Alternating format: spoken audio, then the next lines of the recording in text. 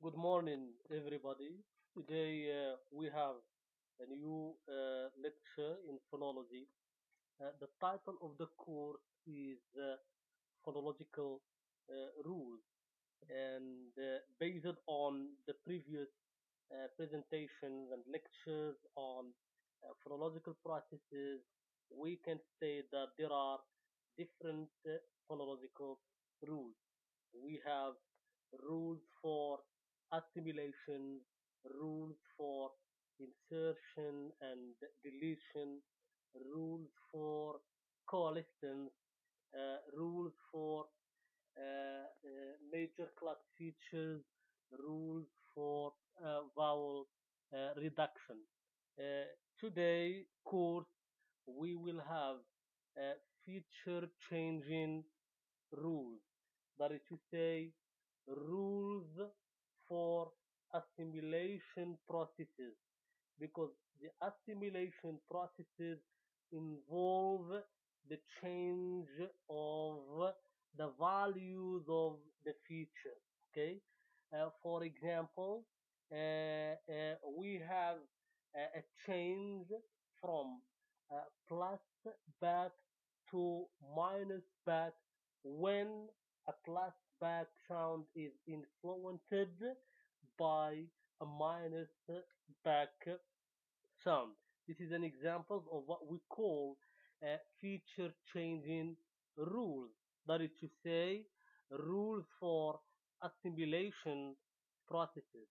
The basic objective of this course is to describe data, and based on the description we will write an informal rule, that is to say an informal uh, statement, and this informal statement is the result of the description of the changes that sounds undergo within certain phonological environment in any ordinary language. After that, we are going to translate and convert the informal rule or the informal statement into a formal into a formal rule.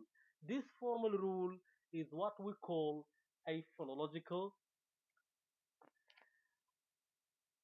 describing the condition under which phonological processes take place requires rules.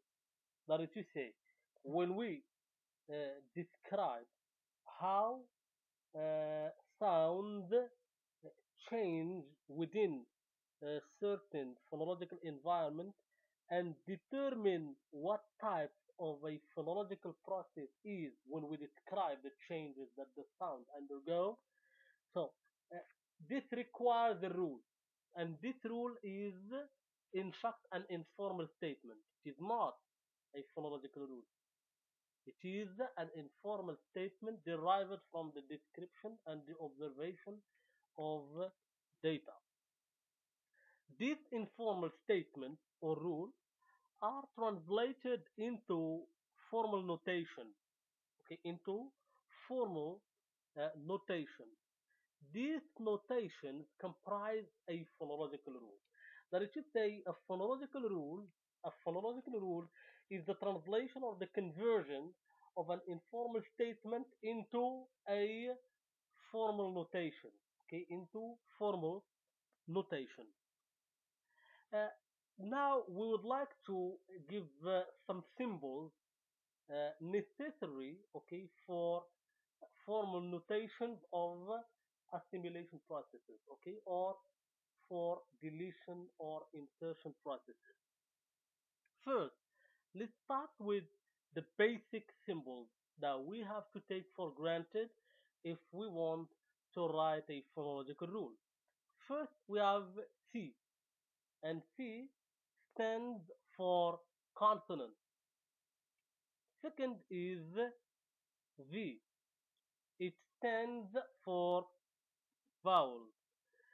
The two symbols are necessary because any phonological rule must display the division of sounds into consonant and and vowels.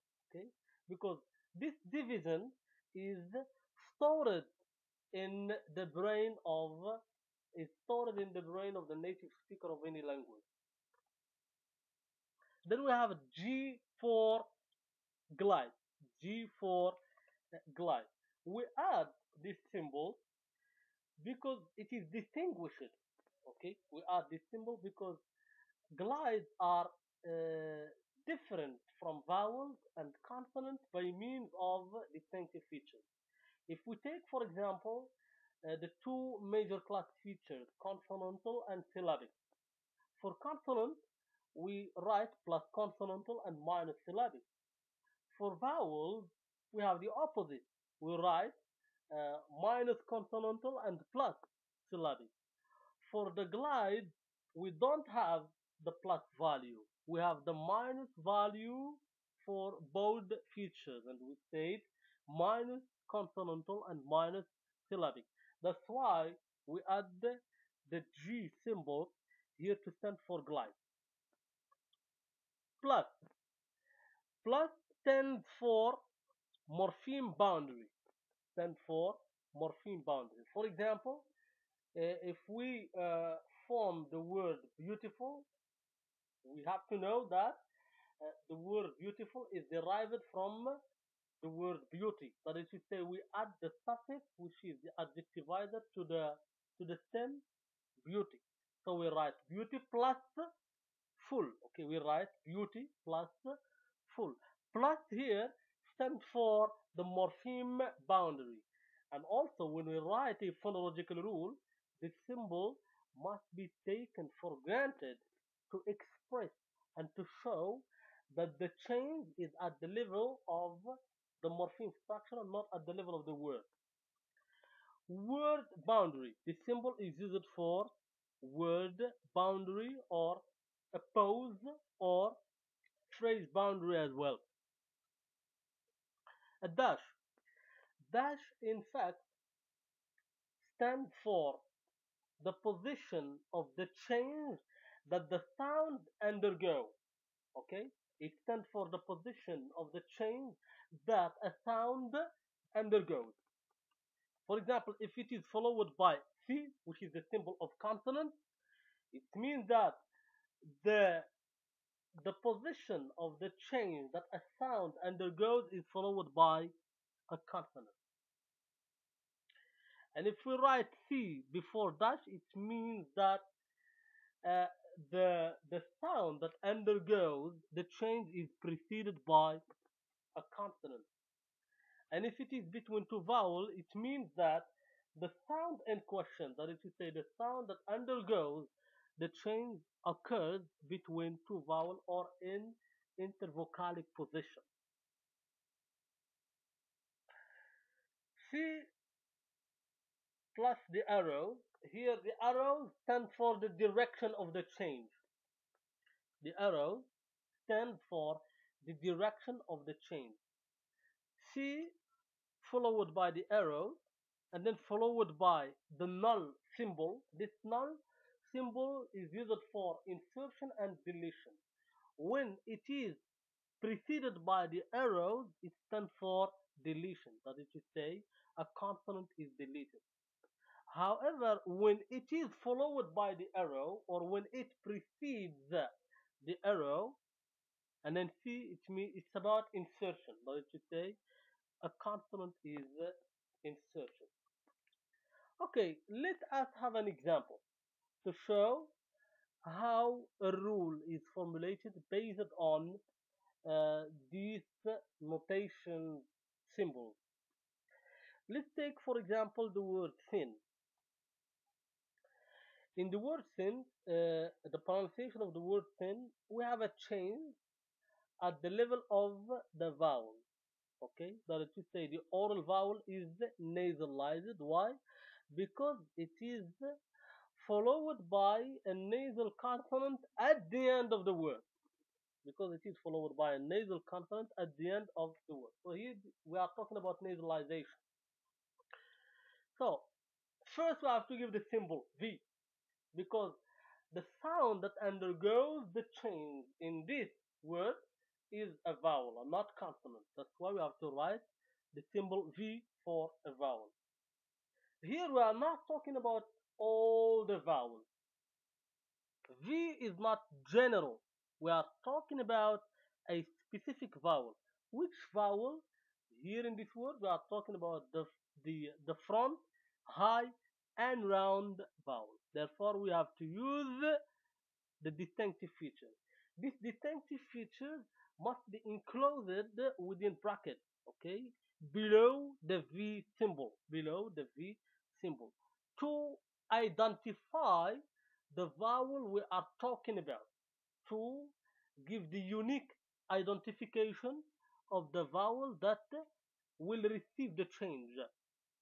So it is minus back because it is front, minus round because it is unround, plus high because it is a high vowel, but the feature high is not enough. We have to use another feature to exclude the mid vowel. The plus high is enough to exclude or to remove the low vowel, but the mid vowel not yet removed. Therefore, we have to use minus low. Okay, minus low. So plus high minus low, it means we are talking about the plus, we are talking about high vowel. If we are talking about mid vowel, we have to use minus high and minus low. If we are talking about low vowel, we have to use plus low and minus high. So here we are talking about the high vowel, therefore we use plus high and minus low. Then minus 10, because we need also to remove the long vowel, which is high, front, and round, as in the word B, which is long. So the difference between a short vowel and a long vowel can be explained by means of the feature 10. If we are talking about the long vowel, we use plus 10, and if we are talking about the short vowel here, we are using minus 10. So this is the unique identification of the vowel we are talking about in the word thin. And minus nasal. Okay, minus nasal, because phonemically speaking, all the vowels in the English language are oral. Underlyingly, all the vowels are oral. So this is the phonemic representation. This is the phonemic representation or the underlying representation of the sound that will undergo the change. We use the arrow to show the direction of the change, okay? And then we will use, look, plus nasal. We use only one feature. We are not going to repeat all the features. We are going to use only the features that host the change. If it is only one feature, we use one. If there are two features that exhibit the change, we use two features. Here we are talking only about one feature that can explain the change that take place in the pronunciation of the word thin, which is the nasal feature. Here it is minus nasal, and it changed to plus nasal. Change to plus nasal. After that, we use the slash. Slash here, this symbol, diagonal slash, is a symbol to separate the environment from the rest of the rule. What comes after the slash is the environment, okay? The environment in which the change takes place. Here in the word thin, the sound that undergoes the change is followed by the sound that triggers the change. Therefore, we use dash before mentioning the consonant that triggers the change. We use that. That is to say that the sound that receives the change occurs before the sound that gives or causes the change. So we use C because the sound in question is a consonant and not a vowel, we use C. Not all the consonant that we are talking about here. We are talking only about the nasal consonant. Therefore, we use the feature plus nasal and we enclose it in between brackets. And also, this consonant is followed by word boundary. This consonant is followed by word boundary. So we can state that this is a phonological rule that indicates the nasalization as a process, as a phonological process. Okay, that explain or exhibit nasalization as a phonological process. Another example. Look here, the English word bag, boys, cat, lips. Look, here we have two morphemes combined together. We have the stem plus the plural suffix. We have the stem plus the plural suffix. Look, when this plural suffix is preceded by a voiced consonant, it is voice. However, when it is preceded by a voiceless consonant, it is voiceless. So it is devoicing or voicing. In fact, it is not devoicing, but it is voicing because the underlying sound is voiceless, the S. So it is voicing and not devoicing. Here we are talking about voicing assimilation. We are talking about voicing assimilation. So we can explain that if you say the suffix is influenced by the last consonant of the stem.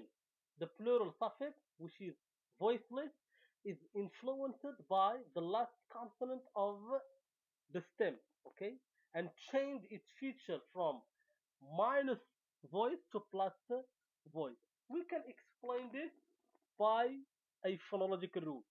We use C because the sound that undergoes the change in this data is a consonant and not a vowel. Therefore, we use C. Which consonant we are talking about here? We have to give the unique identification of this consonant by giving the distinctive features. Okay, so we use bracket. First, we write plus consonantal because it is a consonant, minus syllabic because it is not a vowel, minus sonorant because it is an obstruent consonant and not a sonorant consonant. Then we use plus continuant because obstruent sound we have three types. We have fricatives and we have affricates and we have stop. To distinguish fricative from affricate and stop, we use the continuant feature. If we use plus continuant, we are meaning fricative. And the sound we are talking about here is a fricative sound. Therefore, we use plus continuant. Plus anterior because we have different types of fricative. We have fricative which are uh, produced by the tip of the tongue and fricative which are not produced by the tip of the tongue. For example, plus anterior. Okay, most fricative are plus anterior, and we use coronal plus coronal because the type of fricative we are talking about here uh, is a fricative which is produced by the tip of the tongue, by the tip or the blade of the tongue. Therefore, we use plus coronal. Okay, we use plus coronal. Then plus strident. Okay, there are some fricative which are noisier than the other when they are articulated. Okay, and here we use plus strident because s and z, both of them are plus strident. And then we use minus voice because the sound we are talking about here is voiceless. And then we enclose the bracket. So this is the unique identification of the consonant we are talking about here. And then we use the arrow. And then we show the change. From minus voice, we have only one feature, which is voice, minus voice to plus voice. Then we use the slash to show the environment in which this change takes place. So, see, look, here we are going to give the sound that triggers the change. Is this sound before or after the consonant that undergoes the change? The answer, it is before. That is to say, it precedes. Therefore, we have to start with the consonant before the dash. Okay, so we use consonant, and this consonant is plus voice, is plus voice, which means that all voice consonants, all voice consonants. Look, in bag, for example, is an obstruent. Yeah, for example, is a sonorant. Okay, so here we are talking about all the kind of the consonant. So when it is, look, we have C plus voice, then we have plus. Why plus? Because it is for morpheme boundary. We use plus for morpheme boundary because this consonant is at the end of the morpheme of the stem. Back, boy. This is the last sound of the morpheme. That's why we use plus, which is for morpheme boundary. Then the morpheme boundary is followed by dash, and this dash stands for the position of the sound that undergoes the change, which is the suffix we are talking about here. So C become minus plus voice because it is minus voice, becomes plus voice when it is preceded by a consonant at the end of the morpheme. When it is preceded by a consonant at the end of the morpheme. So here we give an example of a change at morpheme boundary, and we give an example of a change at word boundary. So this is the general introduction of how a rule is formulated to account for phonological processes, specifically assimilatory phonological processes.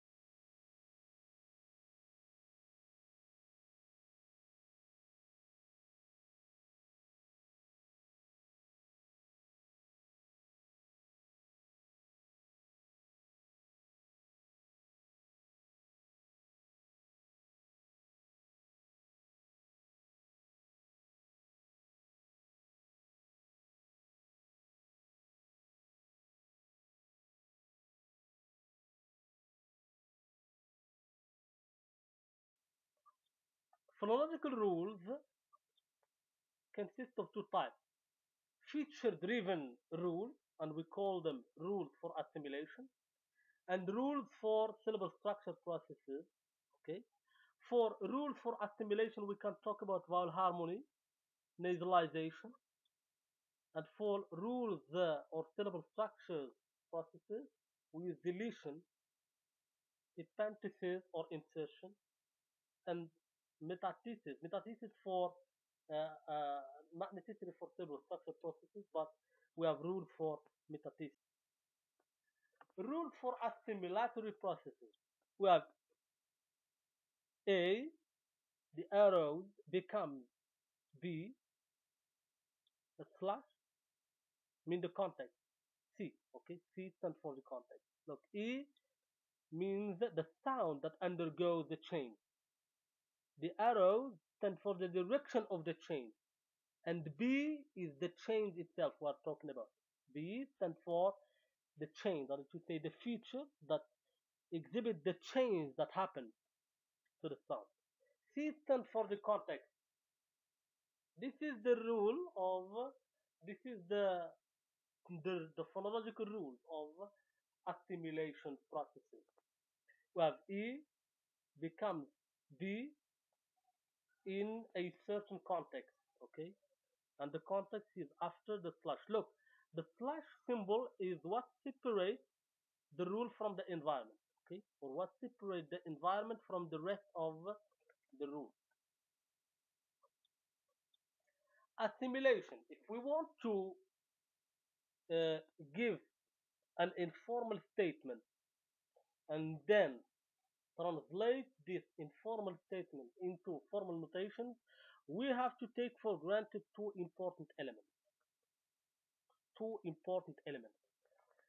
Change triggering sound. So that you say the sound that triggers the change, and change receiving sound.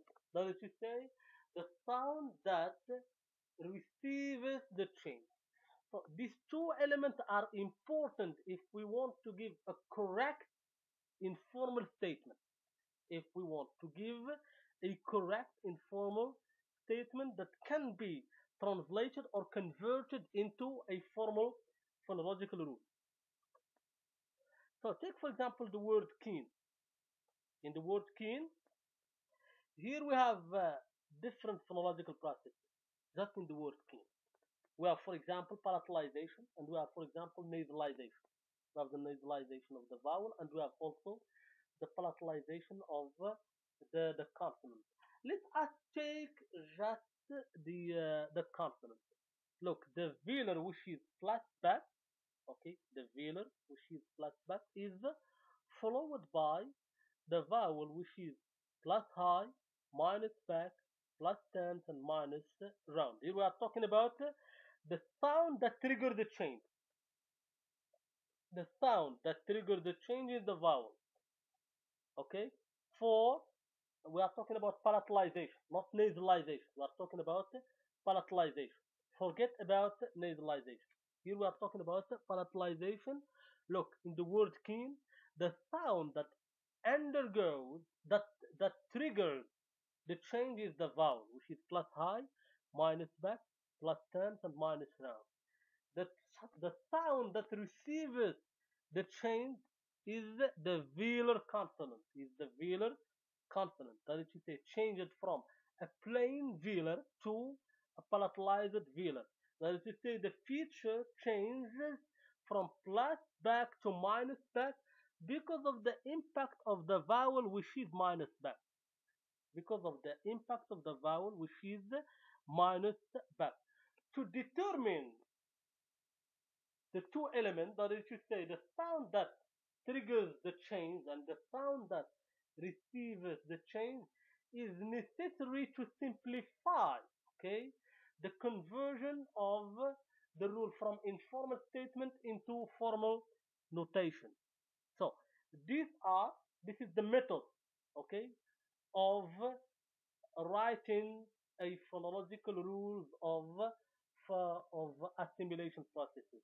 The first step is to describe, and the description must be based on the two elements. That is to say, we have to determine what is the sound that undergoes the change and what is the sound that triggers or causes the. Now, let us consider two types of assimilation in two different languages. The first type is vowel harmony in Turkish, and the second is umlaut in German. Starting with vowel harmony in Turkish, vowel harmony means a vowel assimilates to another vowel. That is to say, a vowel takes on the values of another vowel. Let us start with examples. Consider the word dishim, which is derived from the stem dish. Dishim mean my tooth, derived from dish, that means tooth in English. That it should say that the suffix is a possessive suffix. Importantly, the initial vowel of the suffix is high, front, and round vowel. Is high, front, and round vowel. It is similar to the stem vowel, which is high, front, and round vowel.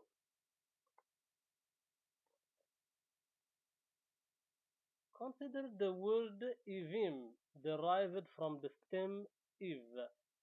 Iv means house, and ivim means my house.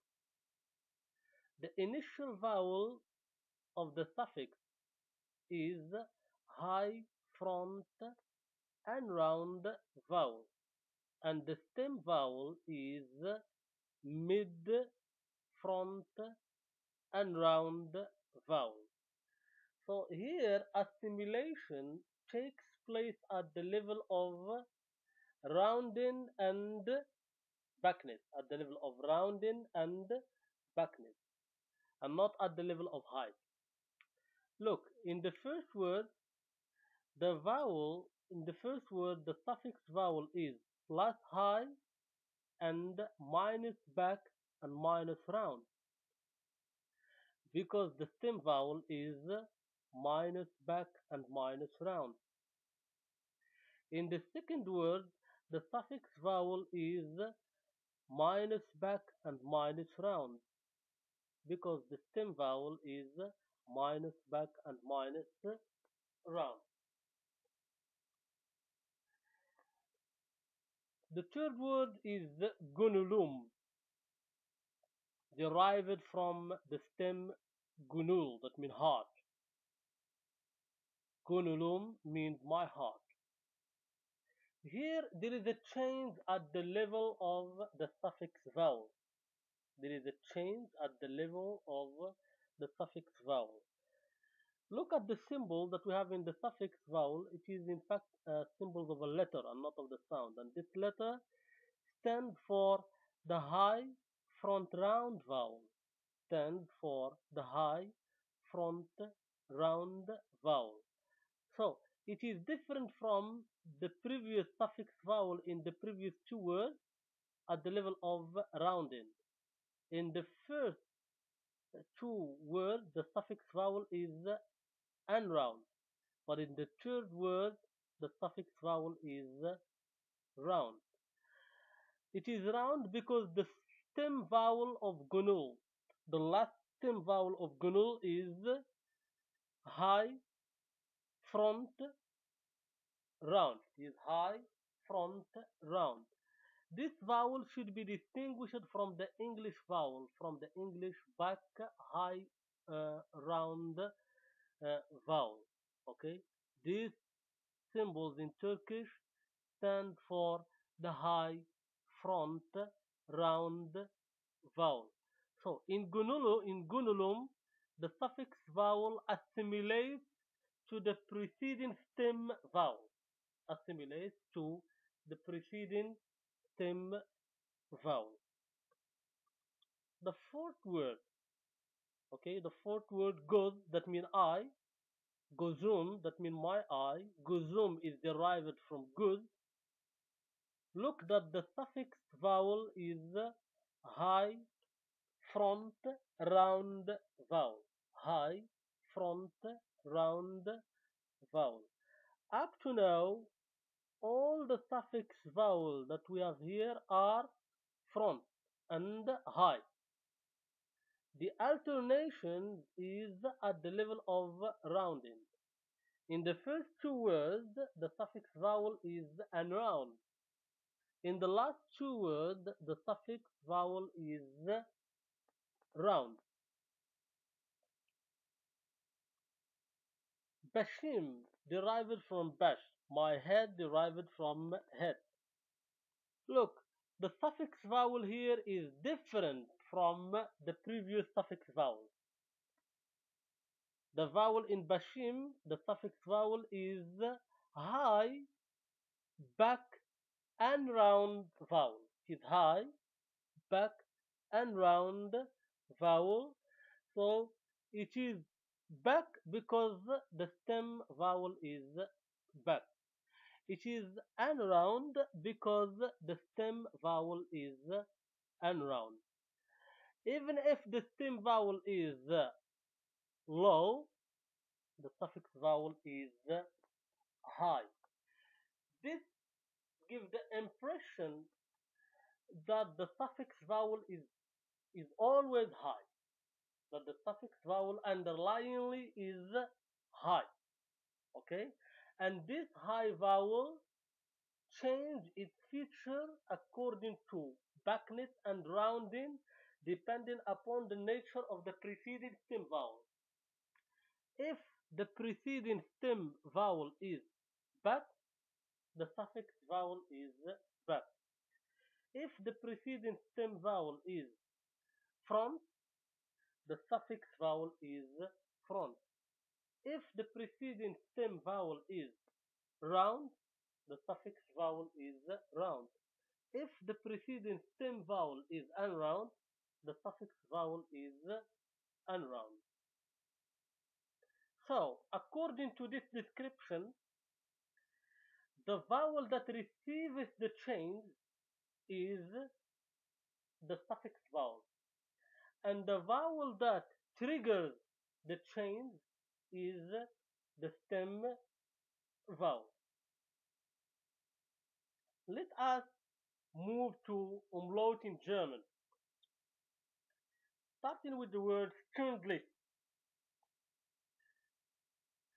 Here we have the stem Stunde, that means hour, and we have stündlich, that means hourly, that is to say the adjective is derived from the noun. Notice that the stem vowel is back. The stem vowel is back. And when the stem is attached to the suffix with a high front and round vowel, the stem vowel change its feature from plus back to minus back.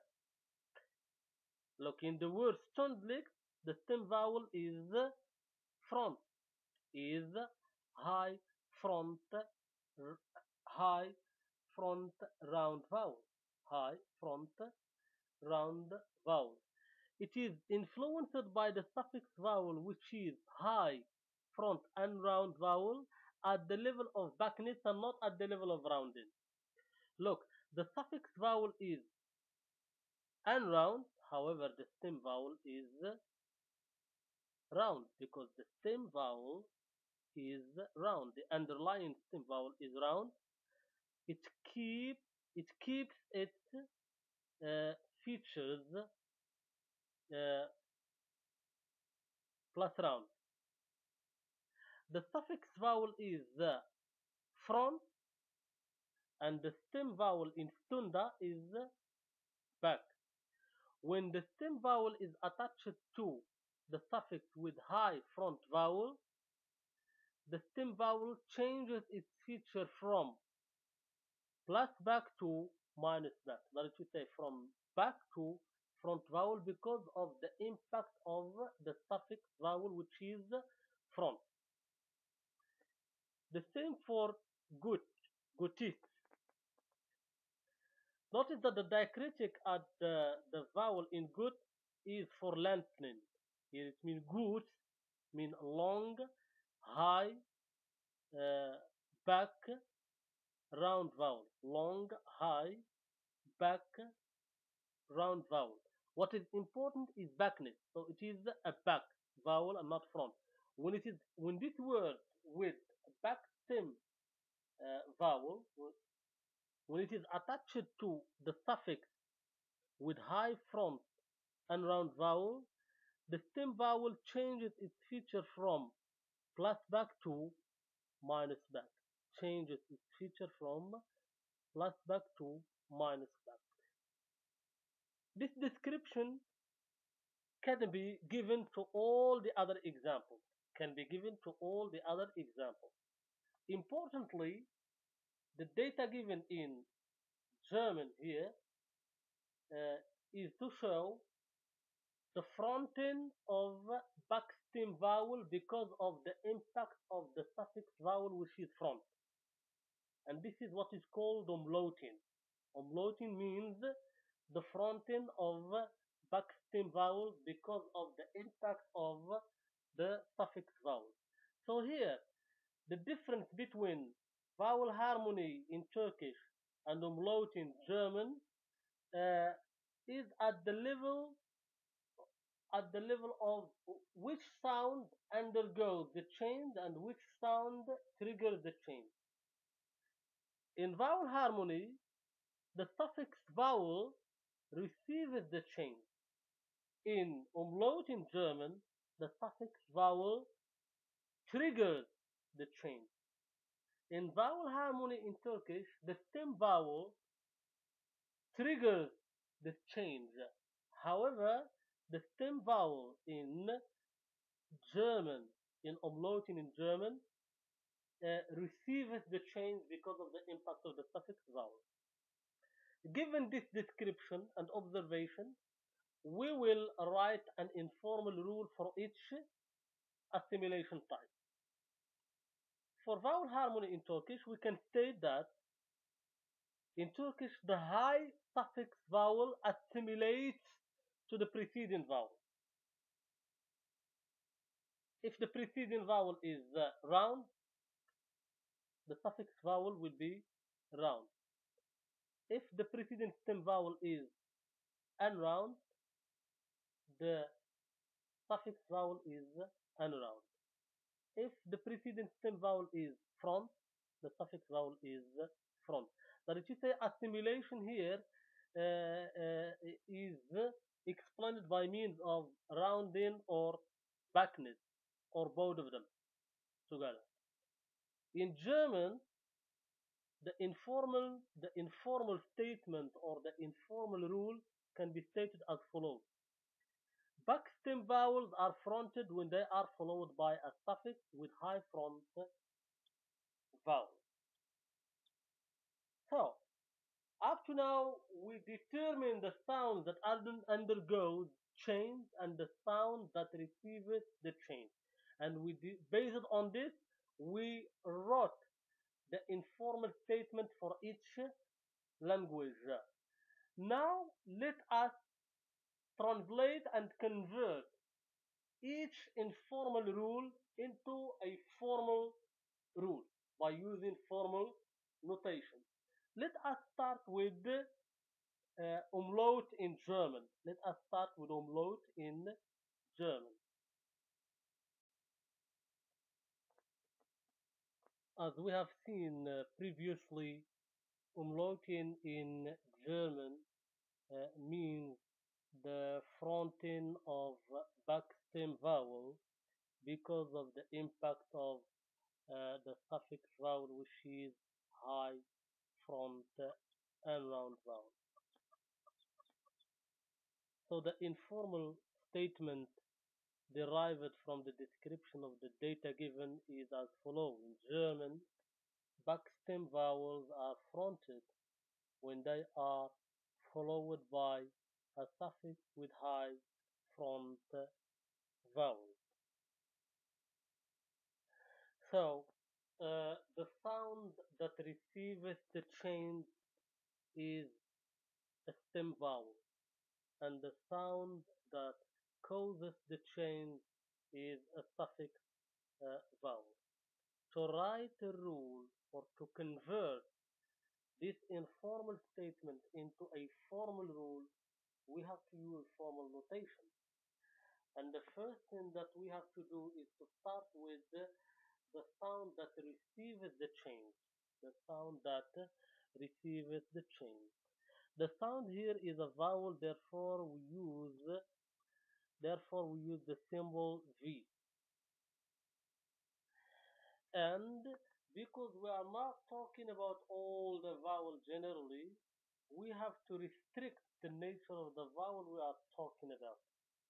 Here, the kind of vowel that receives the change is the back vowel.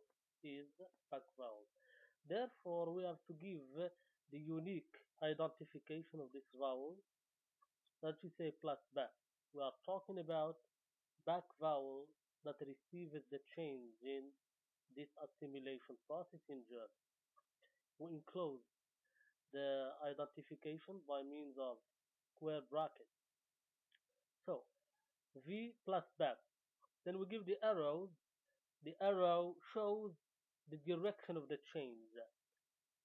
A back vowel becomes minus back vowel. Okay, become front vowel. Here we don't need to write the symbol V. We need to write only the feature that hosts the change. We use only the feature that explains or exhibits the change that the sound undergoes in this phonetic environment. Then we use the slash, which separate the environment from the rest of the rule. What comes after the slash is the environment in which the change takes place. So the stem vowel receives the change that is caused by the suffix vowel. That is to say, the sound that undergoes the change precedes the sound that causes the change. Therefore, we have to use dash. Dash should precede. Dash means the position of the change we are talking about. It precedes what? It precedes morpheme bound, which precedes a consonant. Before morpheme boundary, we use a consonant. For example, the word good, that means good, and got, that means got, not, that means need. We have only one consonant after the vowel, therefore we write one C. However, for hunt, that means dog, and stunda, that means hour, here we have two consonants after the stem vowel. We may write two C symbols. Otherwise, we can use zero subscript below the C. Rather than writing two or three consonant symbols, we write only C with the zero subscript below the C symbol. So plus back becomes minus back when it precedes a consonant, and this consonant is followed by morpheme boundary. Is followed by morpheme boundary. When we write the plus that symbolize the morpheme boundary, we mean that the sound that triggers the change, belongs to another morpheme and does not belong to the same morpheme of the sound that receives the change. Therefore, we use plus to show the morpheme boundary. And then we can give the unique identification of the vowel that causes the change. That is to say, the suffix vowel. V, first we have to write V, that is to say the symbol that show the division of sound into consonant and vowel. Here we are talking about a vowel which causes the change, therefore we write the symbol V. And then we give the mantle or the underlying representation of this vowel. So it is plus high, minus low, and minus back, because it is front. And then we include the representation by means of square brackets. So here, the suffix vowel, okay, the suffix vowel, which is front, high, and round vowel, influences the stem vowel, which is back. And because of this impact, the plus back feature change to minus back, okay, when the sound that receives the change is followed by a consonant and then followed by morpheme boundary, and the morpheme boundary is followed by the sound, immediately by the sound of the vowel that causes the change. In the next video, we are going to write the formal rule of vowel harmony in Turkish. That is to say, we are going to convert the informal statement or the informal rule into formal notation.